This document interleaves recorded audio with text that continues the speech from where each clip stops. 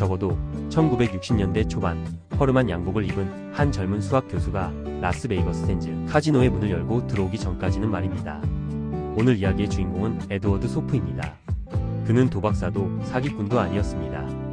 MIT에서 미분방 정식을 가르치던 아주 점잖고 조용한 물리학 박사이자 수학 교수였습니다. 어느 날 그는 우연히 카지노 게임에 대한 호기심을 갖게 됩니다.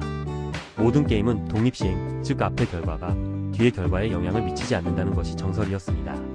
주사위를 던져서 1이 나왔다고 해서 다음번에 1이 안 나올 확률이 높아지는 건 아닌 것처럼 말이죠. 룰렛도 마찬가지입니다. 하지만 소프 교수의 날카로운 눈에 한 가지 게임이 포착됩니다.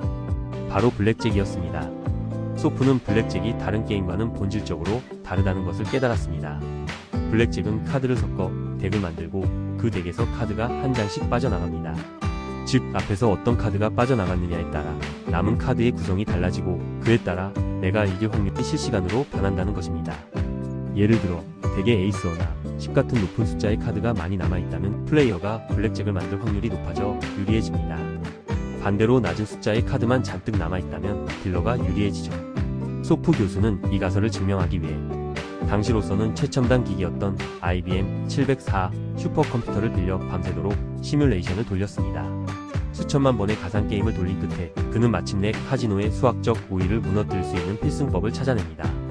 이것이 바로 그 유명한 카드 카운팅의 시작이었습니다. 그는 머릿속으로 빠져나간 카드의 숫자를 세고 계산해서 자신이 유리한 타이밍을 정확히 짚어낼 수 있었습니다. 하지만 단순히 이길 확률이 높다는 것을 아는 것만으로는 부족했습니다. 확률이 높다고 해서 전 재산을 다 걸 수는 없으니까요. 한 번의 불운으로 파산할 수도 있기 때문입니다. 여기서 소프 교수는 또 하나의 강력한 무기를 꺼내듭니다. 바로 켈리 공식입니다. 존 켈리라는 과학자가 정보통신 잡음을 줄이기 위해 만든 이 난해한 공식을 소프는 도박판의 자금 관리 시스템으로 재해석했습니다. 내 승률이 55%이고 배당이 2배라면 내가 가진 돈의 정확히 몇 퍼센트를 베팅해야 가장 빠르고 안전하게 자산을 불릴 수 있는가? 켈리 공식은 그 질문에 대한 완벽한 해답을 주었습니다. 승률이 높을 때는 과감하게 베팅 금액을 늘리고 불리할 때는 베팅을 최소화하여 리스크를 관리하는 것. 이것은 단순한 도박이 아니라 정교한 투자이자 과학이었습니다. 모든 준비를 마친 소프 교수는 라스베이거스로 향했습니다. 그는 딜러의 눈을 피하기 위해 선글라스를 끼고 가짜 이름을 댔습니다. 게임이 시작되자 그의 머릿속에서는 슈퍼컴퓨터보다 빠른 연산이 돌아가기 시작했습니다. 낮은 카드가 나올 때마다 그는 속으로 환호했고 높은 카드가 나올 때마다 침착하게 기다렸습니다. 그리고 켈리 공식이 지시하는 순간 그는 과감하게 칩을 밀어 넣었습니다. 결과는 충격적이었습니다. 카지노 딜러의 손놀림이 빨라질수록 소프 교수의 앞에 쌓이는 칩은 산을 이루었습니다. 하룻밤 사이에 연봉의 몇 배를 벌어들였습니다. 처음엔 운이 좋다고 생각했던 카지노 매니저들의 표정이 점차 사색이 되어갔습니다. 그들은 딜러를 교체하고 카드를 더 자주 섞었지만 수학으로 무장한 이 남자를 막을 수는 없었습니다. 소문은 빠르게 퍼졌습니다. 카지노를 이기는 수학자가 나타났다.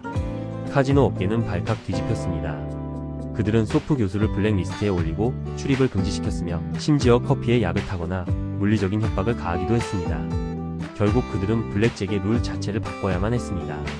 한 명의 수학자가 거대 자본인 라스베이거스 전체를 굴복시킨 것입니다. 소프 교수는 자신의 비법을 담은 책 딜러를 이겨라 비트 더 딜러를 출간했고 이 책은 전 세계 도박사들의 바이블이 되었습니다. 하지만 에드워드 소프가 진짜 한 수 앞을 내다본 천재인 이유는 그 다음 행보에 있습니다.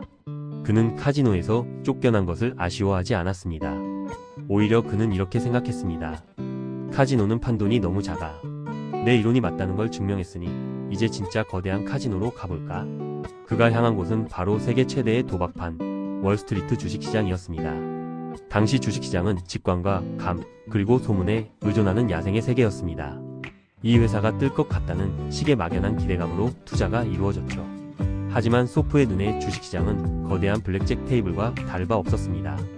주식 가격의 움직임에도 수학적 패턴이 있었고 저평가된 주식과 고평가된 주식 사이의 틈새, 즉 엣지가 존재했습니다. 그는 카지노에서 썼던 것과 똑같은 무기, 통계학적 확률 계산과 켈리 공식을 주식시장에 대입했습니다. 1969년 그는 세계 최초의 퀀트 펀드라고 할 수 있는 프린스턴 뉴포트 파트너스를 설립합니다. 사람들은 비웃었습니다. 컴퓨터와 수학 공식으로 주가를 예측한다고? 주식은 심리야, 이 사람아. 하지만 결과는 역사가 말해줍니다. 그의 펀드는 20년 동안 단 한 번의 분기, 적자도 없이 S&P 500 지수 수익률의 2배가 넘는 경이적인 기록을 세웠습니다. 오일 쇼크로 증시가 폭락할 때도, 블랙 먼데이로 전 세계가 공황에 빠졌을 때도 소프의 펀드는 조용히 그리고 확실하게 돈을 벌어들이고 있었습니다. 그는 감정을 배제하고 오직 숫자와 확률만을 믿었기 때문입니다. 남들이 공포에 질려 주식을 팔 때 켈리 공식에 따라 저가 매수하고, 남들이 환호하며 거품을 만들 때 냉정하게 매도했습니다. 오늘날 월스트리트를 지배하는 알고리즘 매매와 퀀트 투자의 시조새가 바로 이 도박판에서 쫓겨난 수학자였던 것입니다. 에드워드 소프의 이야기가 우리에게 주는 울림은 단순히 돈을 많이 벌었다는 것에 있지 않습니다. 그는 남들이 절대 이길 수 없다고 믿었던 시스템의 오류를 찾아냈습니다. 카지노는 운의 영역이라고 생각했던 사람들에게 그는 아니, 이것은 확률의 영역이다라고 증명했습니다. 주식시장은 신의 영역이라고 생각했던 사람들에게 아니, 이것은 수학의 영역이다라고 가르쳐 주었습니다. 대부분의 사람들은 인생을 살면서 불확실한 상황을 마주하면 행운을 빕니다. 제발 잘 되게 해주세요 라고 기도하죠. 하지만 렉스의 한 수 앞을 구독하시는 여러분, 에드워드 소프는 우리에게 전혀 다른 자세를 요구합니다. 행운을 기대하지 마십시오. 대신 확률을 계산하십시오. 그리고 켈리 공식처럼 내가 감당할 수 있는 리스크가 얼마인지 정확히 파악하고 베팅하십시오.